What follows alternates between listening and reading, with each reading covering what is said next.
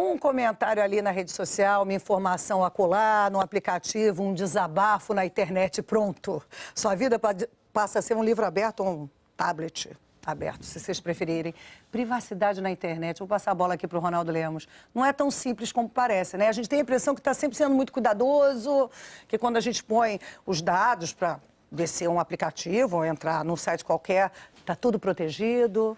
Na verdade não é bem assim não, viu, Maria? O que acontece é que hoje, quando a gente está na internet, a gente acaba sendo monitorado na nossa conduta. Então a gente está lá no site, na rede social, existe uma espécie de uma biografia não autorizada sendo construída das pessoas em algum lugar. E é uma biografia muito detalhada, porque você sabe quais os termos de busca você colocou ali, quais os sites você visitou. Então, privacidade hoje é um tema quente para falar de internet. Eu tenho aqui até um exemplo de um autor, deixa eu ver se eu acho aqui, que deixou um recado para a gente, que é exatamente o que você falou.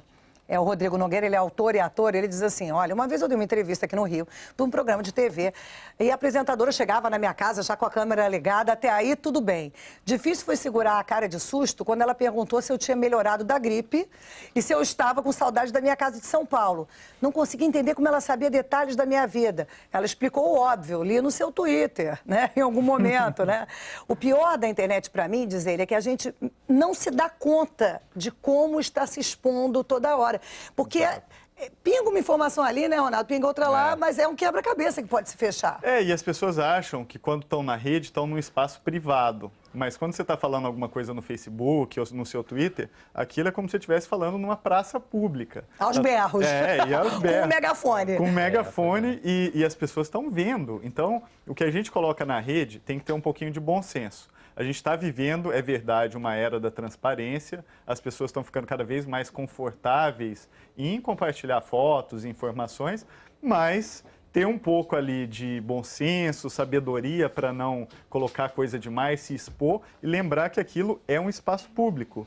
Muita confusão acontece quando a pessoa acha que está falando só para os amigos, aí de repente a coisa vaza e dá aquele problema danado. É uma exposição que é voluntária, que as pessoas às vezes excedem um pouco. Essa involuntária que é a mais perigosa, que você não sabe que está sendo monitorada. A voluntária você assume os riscos, né? Exatamente. São dois problemas. Um é esse mesmo, que é o que as pessoas, às vezes, elas mesmas exageram. E o outro é que, além do que você compartilha, tem um monitoramento ali que é feito através do seu celular ou através da sua conduta na internet, que esse sim te analisa em detalhes, analisa até a hora que você usa, o que você está buscando, é bem detalhado. Estamos sendo monitorados, Sérgio Mota. Tem o dormindo com o inimigo e falando com o inimigo. Falando com o inimigo. Não, e por isso que cada vez que a gente entra num site, seja qual for, quando eu entro na minha casa, os anúncios que aparecem do lado não são os que vão entrar na sua casa. É isso. São direcionados para mim, pelo meu perfil. Já pelo seu perfil. Isso, eu tenho medo de tudo. É horrível isso. Conta a história do cara, desculpa interromper, conta a história do cara que resolveu pedir para o Facebook, assim, o que vocês têm de informação sobre mim? O que deu essa história? Essa história é muito interessante. É um estudante austríaco.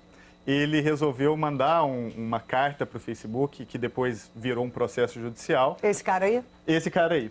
E falou o seguinte, eu quero saber o que vocês armazenaram sobre mim. O que vocês sabem sobre a minha pessoa.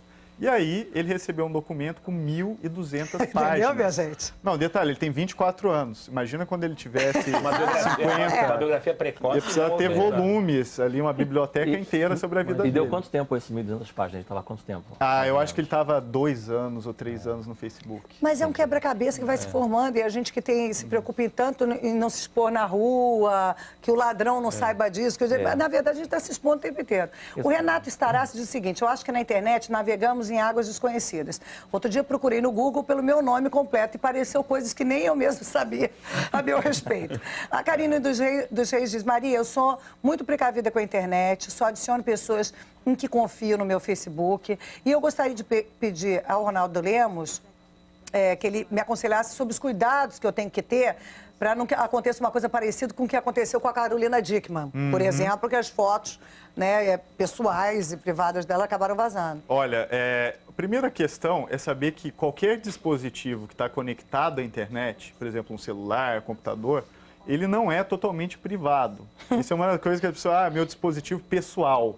Mas Você que pensa bem. Uma vez que tem uma conexão com a rede, não é tão pessoal assim. Então, a primeira coisa é ter bom senso, não deixar nada que seja constrangedor ou problemático dentro de dispositivos que estejam ou tenham conexão com a rede. Esse eu acho que é a primeira coisa. A segunda coisa é, por exemplo, ter o antivírus atualizado. Eu acho que isso é uma coisa que às vezes as pessoas se esquecem, mas é muito importante porque evita invasões e instalar um programa que eventualmente vai dar acesso a hackers e pessoas ali fora sobre o conteúdo. Então, algumas regras de bom senso ajudam muito. E, obviamente, não compartilhar em redes sociais informações, fotos ou coisas que sejam sensíveis e que podem dar problema. Mesmo na chamada DM, mensagem direta, ou no bate-papozinho que você acha que está falando, não é só eu e Flávio Oliveira? Então, esse eu acho que é talvez uma das principais coisas que causam confusão na cabeça das pessoas. Aquela mensagem que você manda privada numa rede social não é tão privada assim. Que medo, gente. No Facebook, quando... A gente fica pensando, eu também. Que, meu Deus do céu, o que eu andei falando? Tanto que no Facebook, quando a gente apaga uma mensagem, quando alguém que você estava se correspondendo te manda uma outra mensagem, o histórico inteiro das suas mensagens acaba voltando. É como se ele ressuscitasse ali do além. Ressurge das cinzas. Você mandou e ele ressurge das cinzas. Mas no caso da Carolina, o fato de ter sido Apple, né, o computador dela, caiu aquele mito de que Apple não recebe vírus, que não entra vírus. Eu fiquei um pouco confuso. Olha, caiu um pouco porque toda vez que algo se populariza, os crackers, que são as pessoas que usam o conhecimento para causar mal, danos a outras pessoas, acabam prestando atenção naquilo. Então, a Apple era segura, não tanto porque tinha um sistema brilhante e tal, mas porque era menos popular do que o PC. Né? A partir de agora que ela se tornou mais popular, os crackers acabaram prestando mais atenção nela e, obviamente, ficou menos segura. Vamos ver o que a Natane está falando para ver se o Ronaldo concorda. Ela diz o seguinte: nas redes sociais, como o Facebook, por exemplo, você protege as fotos para que só seus amigos vejam. Mas tem como burlar esses cadeados. Ela diz, não acho que visitar a página alheia seja uma falta de etiqueta, porque se você está na rede, é para ser visto. É o que eu sempre falo para as minhas amigas. Se quer privacidade, não crie página na internet. Olha, no mundo de hoje é difícil você não criar ou não ter contato com a internet. Obviamente, a internet tem coisas que são incríveis e que vão continuar e não vão embora. Agora, eu acho que diferente de não criar a página, é ter um pouco mais de informação. Nesse momento em que a gente ainda não tem uma lei que trata da questão da privacidade no Brasil, essa lei está, por exemplo, sendo discutida em outros países, então a responsabilidade, como não tem lei, fica nas mãos do usuário. É lógico. Exatamente. Então é importante saber o que acontece quando você está usando um serviço na internet. Claro. Quais são, vamos dizer assim, os termos de uso, quais são os critérios de privacidade. A maioria das pessoas nunca nem se preocupou nunca leu aquilo, né? Não, eu sou a rainha do aceito. Vem aquele negócio, eu vou baixar e aceito. Dá muito trabalho, gente, sei tudo errado. Tem que ler. Porque você não tem como aceitar com ressalva. Exatamente. Ou você aceita, mas não. Eu aceito com ressalva o item 8.2. É isso aí. Maria. É um contrato de adesão, né? É isso aí. Se você não aceitar, você não entra no clube. É isso mesmo. Então, E a gente quer entrar no clube. Aí queria complementar isso que estava falando, quando você for levar seu aparelho para consertar, tem que ter maior cuidado, né? Tem que fazer um backup, porque aconteceu há uns 5 anos no Reino Unido, um cantor muito popular lá, que era o Gary Glitter, querido de todos, Ele mandou o seu computador para o concerto, não sei se era um PC ou um laptop, e descobriu-se que ele gostava de fotos de meninos. Ai, meu Deus. Ele foi julgado por pedofilia e expulso do Reino dele. Ele é foragido, ele não pode voltar para lá. Então você está protegendo o pedófilo, dizendo que ele devia ter tomado cuidado. Seja lá o que você tiver. Não, mas é verdade, é verdade. Só é uma de casamento, de namoro, de, sei lá, praia nu, tira esses negócios. Não se comprometa, né? Não se comprometa. Depois você não pode reclamar. Caiu na rede é peixe. Caiu na rede, amigo, livro aberto. Ronaldo, você também trouxe uma matéria pra gente, uma reportagem, de um hacker que vem até no Brasil, nessa conferência também que você está participando, RightsCon, a conferência dos direitos, né? Isso. Fala de privacidade, fala das leis que ainda estão sendo discutidas. Esse hacker diz que smartphone é coisa do diabo. Você leva um smartphone no bolso, você está levando um agente secreto, por exemplo, do governo. Tá mesmo. Porque todo mundo me acha, isso aqui é o quê? Um GPS ambulante? Aí o hacker.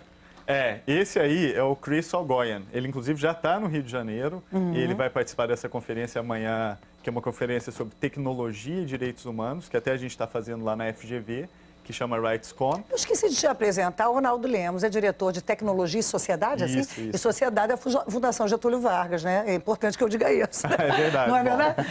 Mas que tava prazer. Né, Maria estava passando por aí, né? O cara tá passando, achei bonitinho, gatinho, você tá ali. Bom, estamos Que aí. sorte que ele sabe falar disso.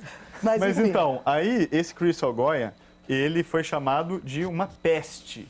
Peste no sentido de que ele não deixa as empresas em paz. É. Ele, por exemplo, descobriu várias falhas do Google que levaram o Google a modificar o seu serviço. Então, por exemplo, ele descobria que o Google não usava uma tecnologia de segurança chamada criptografia, de modo que se você estivesse no aeroporto acessando a sua internet ali online, sem fio, alguém poderia entrar na sua conta e roubar a sua conta. Nossa Senhora. E ele descobriu isso, insistiu, encheu Mas o a saco sua conta do de Google pra e-mail ser- pelo Google? Tudo, qualquer coisa. Porque Qualquer como não coisa- era criptografado, Aham. quando você Naquele está ali momento ali, no online. aeroporto ou num lugar onde tem Aberto. a rede sem fio, pode ter alguém ali do lado sentado que está interceptando a sua comunicação. Se tiver criptografado, isso não tem problema, porque está tudo embaralhado entre as duas pontas. Agora, se não tiver criptografado, o cara que está sentado ali do lado pode estar enxergando tudo que você está falando. Cara, eu tô pensando em segredo, né? Agora, pô, telefone pode estar grampeado. A internet pode ser invadida. Tem que ser só no pé do ouvido, Flávio. Depois eu tenho uma coisa pra te falar incrível. Fala muito baixo, não deixa o Ou voltar microfone aquele ligado. celular Claro, tijolão, sim. né? Aquele tijolão, que aí não tem problema. Né? Olha, não Mas, sei Maria, não, viu? Maria, sobre isso que está falando também agora, assim, no momento que você compra, mesmo um iPod, que não é nem um smartphone, no momento que você automatiza ele, que ele tem a Wi-Fi, é enviado, automaticamente já é enviado para Cupertino, na Califórnia, que você comprou o aparelho que Pois você é, está usando. muito medo. A gente já, Ou vai, seja, já a gente vai voltar a falar alguém disso, lá do né? outro lado está sabendo tudo de você. É, não, e tem um negócio, sempre que eu pego, né, o iPhone, vem assim, você quer permitir o serviço de localização? Gente, isso me dá um Por isso que eu pavor. ponho, registrar mais tarde. Não quer. Eu vou empurrando. Depois, Mais é. tarde, Sérgio, somos depois. almas gêmeas, né? E eu A gente nem quase atualizo. não tem opinião formada, Não. fica medo disso, eu não Como sei o que direito. a Flávia falou, ressalvas, eu vou mais tarde. Agora não. Agora não. Vou- Também Diga, não meu atualizo amor. programas que estão bons, não atualizo. Ai, Deixa ficar velho. Eu saio atualizando. Ai, que medo. Porque tem uns Você que que está em pioram casa. tua máquina, então entram mais coisas. É mesmo?